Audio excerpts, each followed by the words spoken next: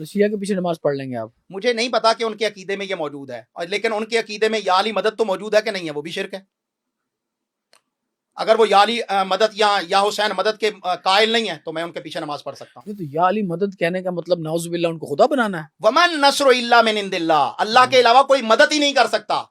تو جب آپ نے اللہ کا جو شریک ہے وہ سیدنا علی اور مرتضیٰ کو بنا دیا یا سیدنا حسین کو بنا دیا، تو اس سے بڑا اور شرک کیا تو ہوگا؟ مولا علی مشکل کشا نہیں ہے؟ مولا علی مشکل کشا ہوتے تو اپنے بیٹے کی مشکل کشائی نہ کر لیتے؟ ان کا سارا خاندان جو ہے وہ کربلا میں شہید کر دیا گیا ہے، گئے تھے مشکل کشائی کرنے کے لیے۔ آپ کے کیا لگتے ہیں کہ آپ کی مشکل کشائی علامہ کرنے صاحب پاکستان آ جائیں گے؟ آپ نے کبھی نعرہ حیدری یا علی لگایا ہے؟ نعرہ حیدری غلط ہے بھائی، نعرہ حیدری اللہ اکبر ہے، نعرہ صدیقی اللہ اکبر ہے، نعرہ فاروقی اللہ اکبر ہے، نعرہ عثمانی اللہ اکبر ہے، نعرہ حسینی بھی اللہ اکبر ہے۔ کبھی بھی سیدنا علی رضی اللہ عنہ نے نعرہ حسینی یا علی مدد نہیں کہا۔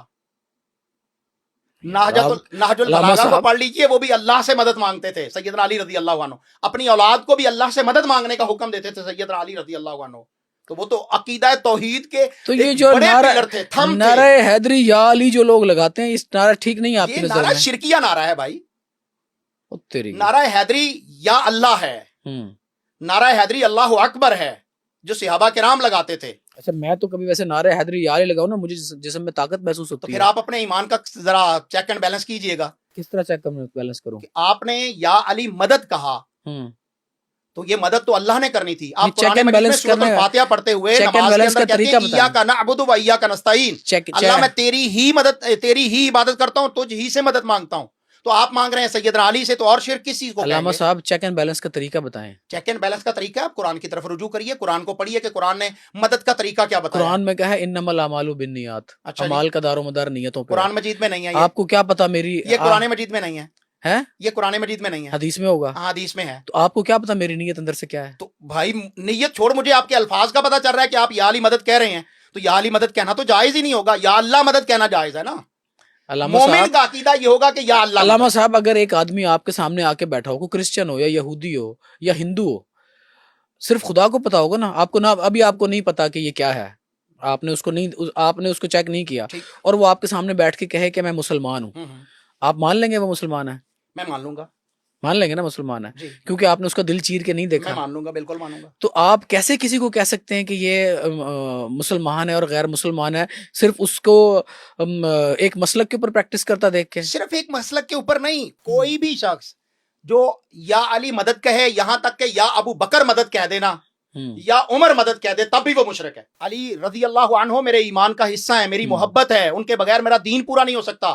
حسین میرے ایمان کا حصہ ہے، لیکن جہاں اللہ کی توحید کی بات آئے گی، کسی کی کوئی محبت جو ہے اس کے مقابلہ میں آڑے نہیں آ سکتی۔ یا عمر مدد بھی کہہ دینا، یا عمر مدد، تب بھی وہ مشرک ہے، یا محمد مدد بھی کہہ دے تب بھی وہ مشرک ہے۔ آپ یہ سمجھتے ہیں کہ آپ مکمل اپنی زندگی سنت اور شریعت کے مطابق گزارتے ہیں؟ کوشش کرتا ہوں، غلطیاں ہوں گی میرے اندر، خامیاں ہوں گی۔ یہ جو آپ نے ٹوپی پہنی ہوئی ہے کس چیز کی بنی ہوئی ہے؟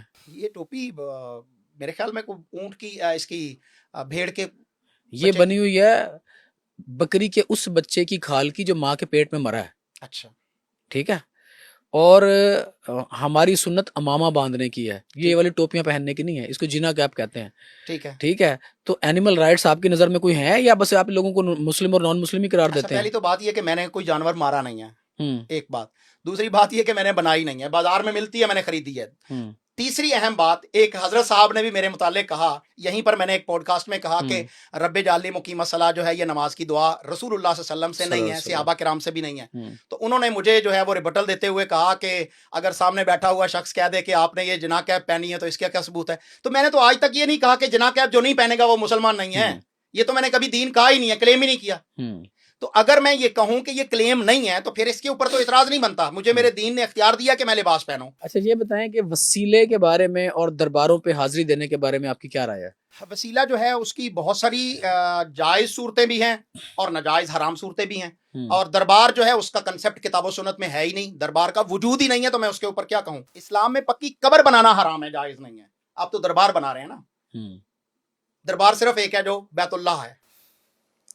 علامہ صاحب یہ کیسی باتیں کر رہے ہیں آپ؟ میں ایسی باتیں کر رہا ہوں کہ میرا تعلق اچ شریف سے، آپ کو پتا ہے کہ وہاں کتنے دربار، آپ بھی بہاولپور کے ہیں، اس کے باوجود کہ میں درباروں پر پڑھا ہوں، وہیں پر پلا بڑھا ہوں، وہیں پر پڑھا ہوں، لیکن جب بات آئے گی اللہ کی توحید کی تو وہ بات بالکل واضح ہوگی کہ دربار مطلب صرف اگر اللہ کا ہے، اگر اللہ کے رسول صلی اللہ علیہ وسلم نے قبر کو پختہ کرنے سے منع کیا نہیں، آپ کیوں یہ سمجھ رہے ہیں کہ اگر کسی نے دربار بنا لیا ہے تو اس نے اس قبر کو اللہ بنا لیا، نعوذ باللہ؟ اچھا دربار بنا کیوں لیا؟ مسلمان ہے تو بنایا کیوں بھائی؟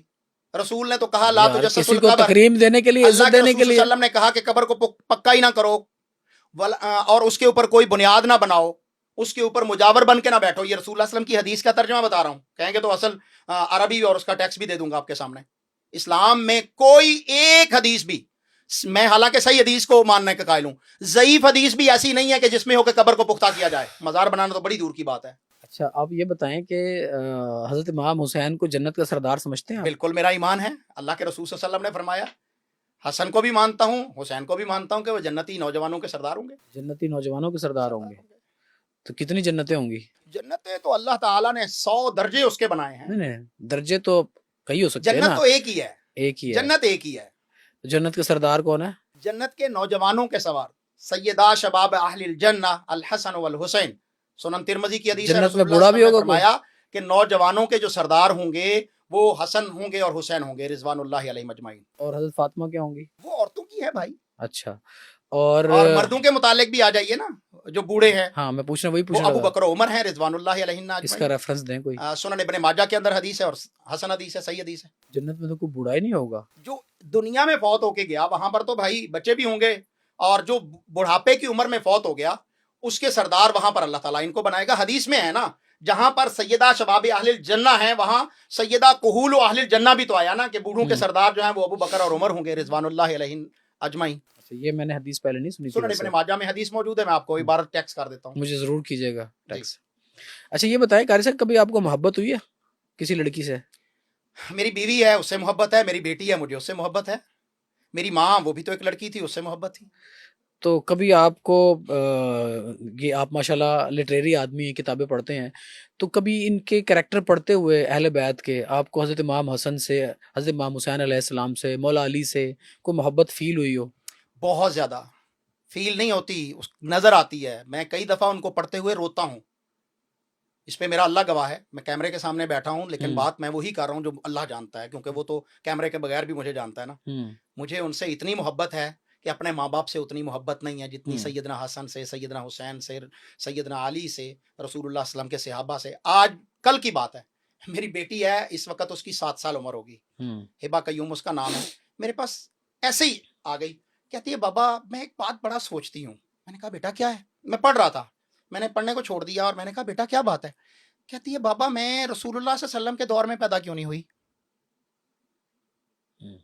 8 سال کی بچی نہیں ہے، 7 سال کی بچی ہے، اور وہ کہہ رہی ہے کہ میں رسول اللہ صلی اللہ علیہ وسلم کے دور میں پیدا کیوں نہیں ہوئی؟ میں آپ کو دیکھنا چاہتی تھی، میں آپ کے دور میں پیدا ہونا چاہتی تھی.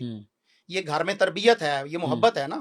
الحمدللہ ہم نے رسول اللہ صلی اللہ علیہ وسلم کی محبت، صحابہ کرام کی محبت، اہل بیت کی محبت اپنے بچوں کو ورثے میں دے کے جا رہے ہیں.